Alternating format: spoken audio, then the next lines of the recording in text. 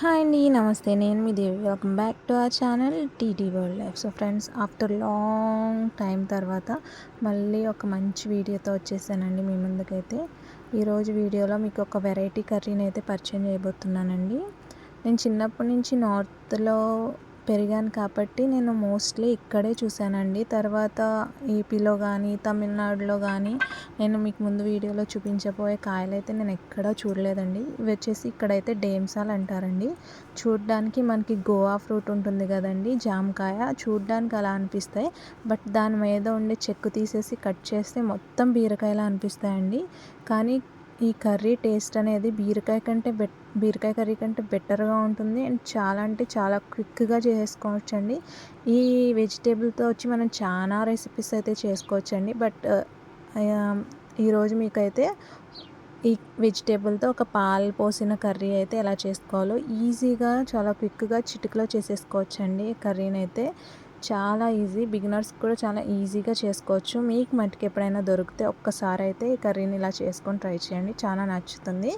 So దానికోసం నేను చెక్కు తీసేసి ఈ విధంగా కట్ చేసుకున్నానండి. సో చూస్తున్నారు కదా, సేమ్ బీరకాయలానే ఉంటుందండి లోపల.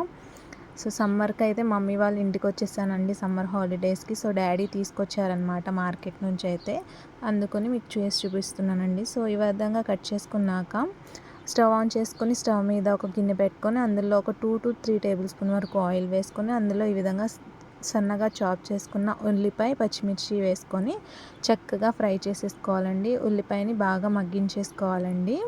కొద్దిగా కలర్ చేంజ్ అయ్యి సాఫ్ట్ అయ్యేంత వరకు బాగా ఫ్రై చేసేసుకోవాలండి. ఇవి కొంచెం సాఫ్ట్ అయ్యాక ఇందులో మనం కట్ చేసి ఉంచుకున్న డేమ్సా పీసెస్ కూడా వేసేసుకోవాలండి.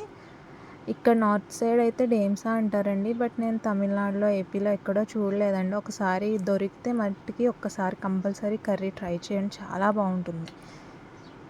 సో ఈ విధంగా కొంచెం ఒక 2 to 5 మినిట్స్ మగ్గించుకున్నాక ఇందులో ఒక 1/2 టేబుల్ స్పూన్ వరకు కారం, ఒక చిటికెడు పసుపు అండ్ సరిపడా సాల్ట్ వేసుకొని మరొక్కసారి బాగా మిక్స్ చేసుకొని మూత పెట్టుకొని ఒక 5 to 10 మినిట్స్ వరకు మగ్గించుకోవాలండి. బట్ మనకి ఏంటంటే బీరకాయ కూరలో వాటర్ పోయాల్సిన అవసరం ఉండదండి. బట్ దీంట్లో కొంచెం వాటర్ వేస్తే మనకి ముక్క అనేది కొంచెం బాగా మగ్గుతుందండి. సో చూసారు కదా, ఈ విధంగా ఒక 5 to 10 మినిట్స్ కుక్ అయ్యాక ఇందులో ముక్క ములిగేటట్టేయండి, ఎక్కువ వాటర్ కూడా కాదు. నేను ఒక పెద్ద గ్లాస్తో అయితే వాటర్ పోసుకున్నానండి. ఈ విధంగా ముక్క ములిగితే సరిపోతుంది. ఈ విధంగా వాటర్ వేసేసుకున్నాక మూత పెట్టి చక్కగా వాటర్ అనేది ఇంకిపోయే వరకు మగ్గించుకోవాలండి.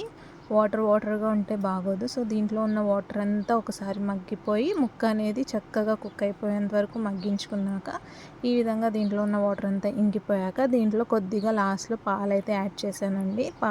పాల కర్రీ అని చెప్పాను కదా, సో ఈ విధంగా పాలు కూడా వేసుకొని మరొక 5 to 6 మినిట్స్ బాగా కుక్ చేసుకొని స్టవ్ ఆఫ్ చేసుకుంటే మన ఈజీ కర్రీ అయితే రెడీ అయిపోయింది. మీకు ఎప్పుడైనా దొరికితే డెఫినెట్గా ట్రై చేయండి అండ్ మీకు ఎలా వచ్చిందో నాకు కమెంట్ చేయండి. ఈ కర్రీ వచ్చేసి మనకి రోటీలోకి, రైస్లోకి చాలా బాగుంటుంది. కాబట్టి దొరికితే ఒకసారి డెఫినెట్గా ఈ కర్రీ ట్రై చేయండి. అండ్ మన ఛానల్ని లైక్, షేర్, సబ్స్క్రైబ్ చేసుకోవడం మర్చిపోకండి. Bye friends.